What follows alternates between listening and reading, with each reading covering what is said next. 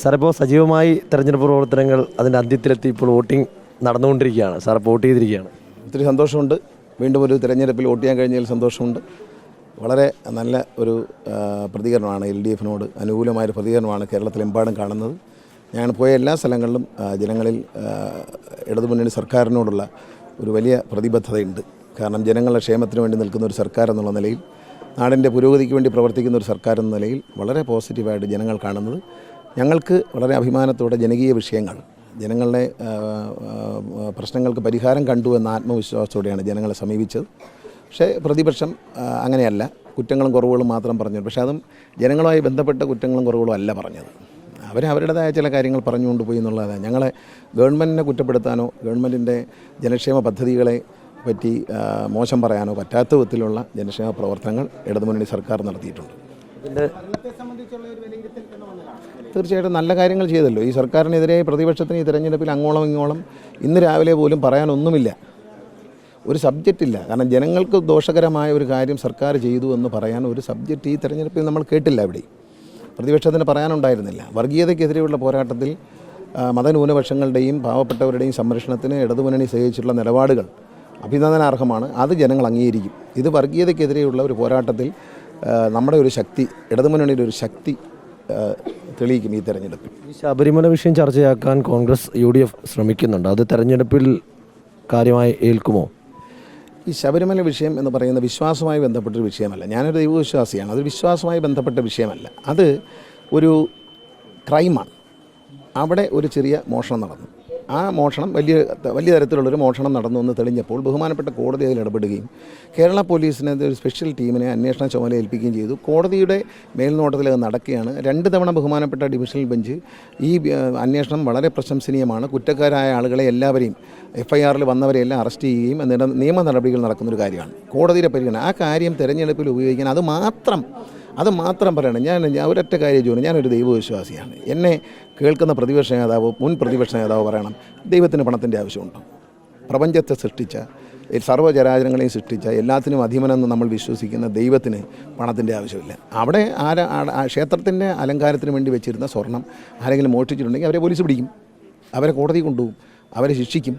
അത് കോടതി തീരുമാനിക്കുന്ന കാര്യങ്ങളാണ്. അത് തെരഞ്ഞെടുപ്പിൽ ജനങ്ങളുടെ ഒരു നീർന്ന വിഷയമാണോ? അല്ല. ശബരിമലയെ സംബന്ധിച്ച് ശബരിമല തീർത്ഥാടനം ഗംഭീരമായി നടക്കുകയാണ്. വളരെ ശാന്തമായി വിശ്വാസങ്ങൾ പാലിച്ചുകൊണ്ട് ശബരിമല തീർത്ഥാടകർക്ക് കൃത്യമായി പോകുവാനും തിരക്കില്ലാതെ തൊഴുവാനും, എത്രയും വലിയ തിരക്ക് വന്നിട്ടും എത്ര നല്ല രീതിയിൽ പ്രസാദം ലഭിക്കുന്ന കാര്യത്തിലായാലും, പൂജ ചെയ്യുന്ന കാര്യത്തിലായാലും, നെയ്യഭിഷേകം ചെയ്യുന്ന കാര്യത്തിലും എല്ലാം ഭക്തജനങ്ങളെ സംബന്ധിച്ച് യാതൊരു പ്രശ്നവുമില്ല. ഇത് ഭക്തജനങ്ങളുടെ ഒരു വിഷയമല്ല. ഇതൊരു മുൻകാലത്ത് നടന്ന ഒരു ക്രൈമാണ്. ആ ക്രൈമിൻ്റെ ഇൻവെസ്റ്റിഗേഷനും അതിൻ്റെ കോടതി നടപടികളും നടക്കുകയാണ്. അത് ഈ തെരഞ്ഞെടുപ്പിൽ വിഷയമാക്കാൻ വേറെ ഒരു വിഷയമില്ലാത്തതുകൊണ്ടല്ലേ, വിഷയദാരിദ്ര്യം കൊണ്ടല്ലേ, വേറെ ഈ സർക്കാരിനെ കുറ്റം പറയാൻ വേറെ ഒന്നുമില്ല. ദേവസ്വം ബോർഡ് എന്ന് പറയുന്ന മറ്റൊരു ബോഡിയാണ്. അതിൽ സർക്കാരിനോ മന്ത്രിക്കോ റോളില്ല. അതിൽ സജീവ രാഷ്ട്രീയ പ്രവർത്തകർ പോലും വയ്ക്കാൻ പാടില്ല. രാഷ്ട്രീയ പ്രവർത്തനം ഉപേക്ഷിച്ചിട്ട് വേണം അതിൻ്റെ ചുമതല ഏറ്റെടുക്കാനാണെന്ന് ബഹുമാനപ്പെട്ട ഡിവിഷണൽ ബെഞ്ചിൻ്റെ ഉത്തരവുണ്ട്. അപ്പോൾ അതെങ്ങനെയാണ് രാഷ്ട്രീയ പാർട്ടി ഒരു ഇടതുപക്ഷ മുന്നണി അതുമായിട്ട് ബന്ധിപ്പിക്കാൻ? വേറെ ഒരു സബ്ജക്റ്റും ഇല്ലാത്തതുകൊണ്ടല്ലേ. ജനങ്ങളുടെ ക്ഷേമ പെൻഷൻ കറക്റ്റായിട്ട് കൊടുക്കുന്നു, പഞ്ചായത്ത് തലത്തിൽ വികസനം നന്നായി നടക്കുന്നു, പാറശാല മുതൽ അങ്ങ് കാസർഗോഡ് വരെ ഗംഭീര വികസനം നടക്കുന്നു. എല്ലാ സ്കൂളുകളും 140 മണ്ഡലത്തിലെ സ്കൂളുകൾ, ആശുപത്രികൾ ഇവയെല്ലാം നവീകരിച്ചു. പിന്നെ ജനങ്ങൾക്ക് ആശുപത്രി ചെന്നാൽ മരുന്നുണ്ട്, ഡോക്ടറുണ്ട്, സൗകര്യങ്ങളുണ്ട്, ലാബുണ്ട്, എല്ലാം ഉണ്ട്.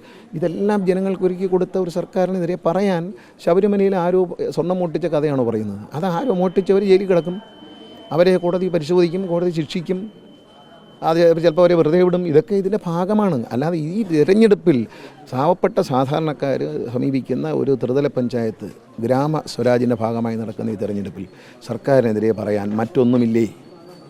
രാഹുൽ മാങ്കൂട്ടത്തിൽ കേസ് അത് ചർച്ചയാകുന്നുണ്ടോ?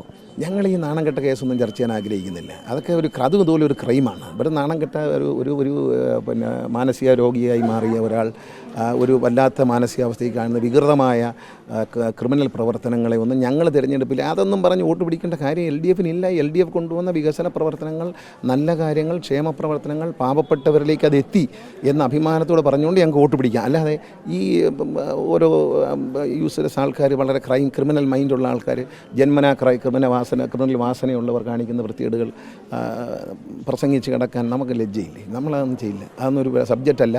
അത് പുകഞ്ഞ ഉള്ളി പുറത്താണ്. അത് കോൺഗ്രസിനെ കൊണ്ട് കിടക്കാൻ വേണമെങ്കിൽ 2 ദിവസം കഴിയുമ്പോൾ വീണ്ടും വീണ്ടും എടുത്ത് തെളിവയ്ക്കും. ഇപ്പം പുറത്താക്കിയെന്ന് പറഞ്ഞ നാട്ടുകാരെ ഈ തെരഞ്ഞെടുപ്പ് ജനങ്ങളെ പറ്റിക്കാനും മാധ്യമങ്ങളെ പറ്റിക്കാനും വേണ്ടിയാണ് ഇപ്പോൾ പുറത്താക്കിയത്. 2 ദിവസം കഴിയുമ്പോൾ മഹാനെന്ന് പറഞ്ഞെടുത്ത് മറ്റേ 18 Pro ആണെന്ന് പറഞ്ഞെടുത്ത് മടിയിലോട്ട് വയ്ക്കാം.